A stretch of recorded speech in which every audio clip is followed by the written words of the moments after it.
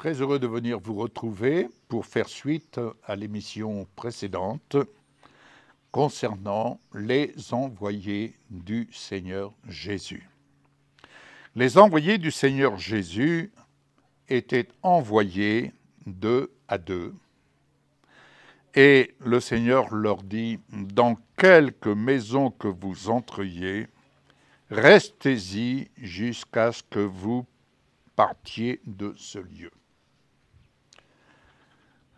Et s'il y a quelque part des gens qui ne vous reçoivent ni ne vous écoutent, retirez-vous de là.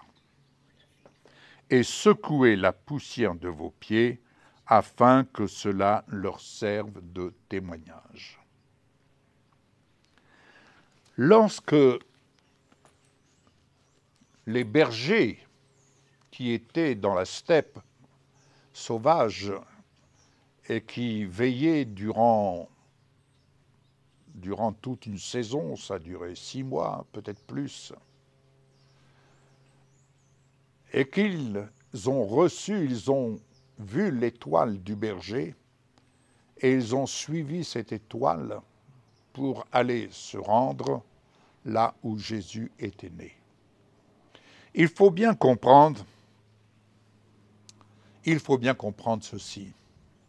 C'étaient des gens sans instruction.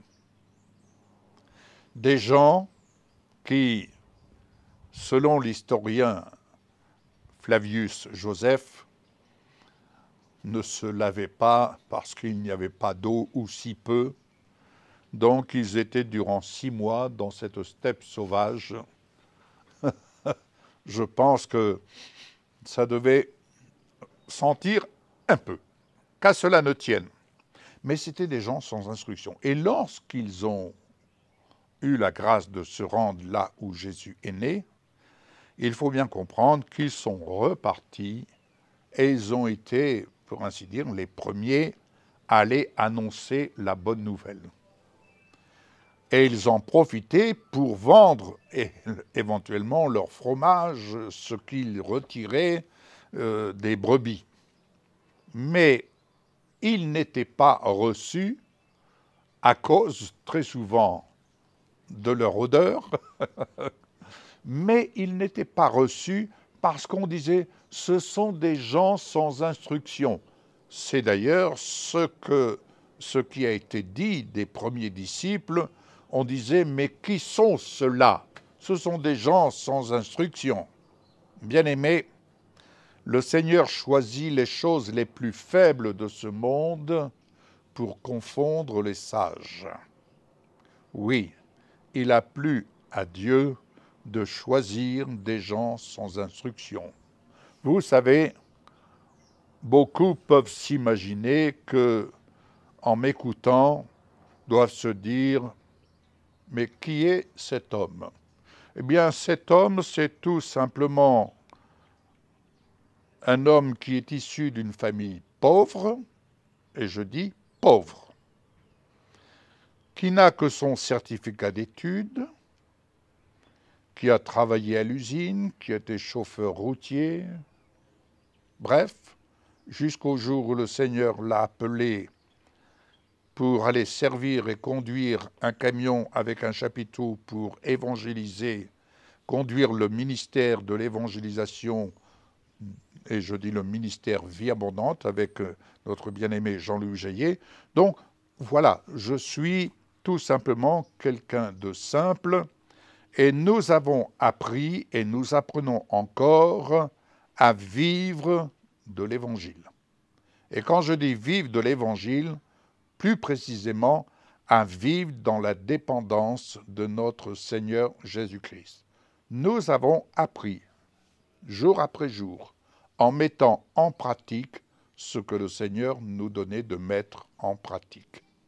Et nous ne pouvons dire qu'une chose, merci Seigneur pour ta fidélité à nous assurer tout ce dont nous avons eu besoin et tout ce dont nous aurons besoin demain, mais en attendant, nous pouvons aussi rendre grâce à Dieu pour la fidélité d'avoir parlé à des personnes, à des femmes, à des hommes, où que nous nous trouvions, et qui ont reçu du Seigneur, eh bien, de nous venir, de faire un bout de chemin avec nous et de nous assurer ce dont le Seigneur leur mettait à cœur de faire, au nom de Jésus.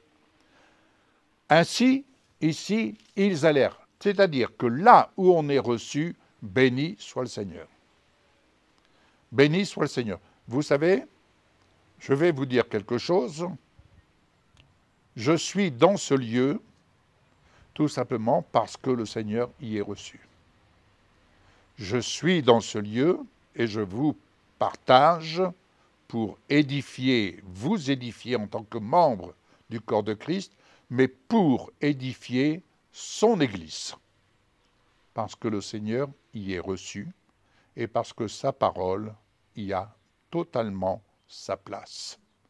Alors, quand on est dans un tel lieu, on ne peut qu'être que dans la joie et la reconnaissance de ce que le Seigneur s'y trouve avec plaisir pour bénir ce lieu, mais pour bénir à partir de ce lieu où j'ai la grâce de Dieu de me retrouver afin de vous bénir au nom de Jésus.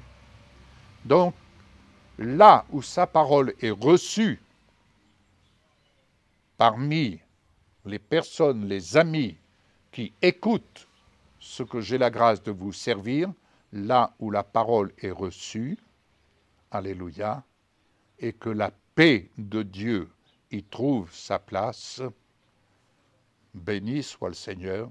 Merci à vous tous qui fidèlement suivez l'œuvre de Dieu dont j'ai la grâce de vous servir en l'honneur de son nom.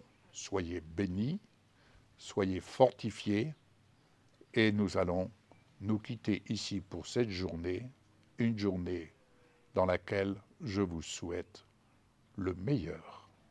Au revoir.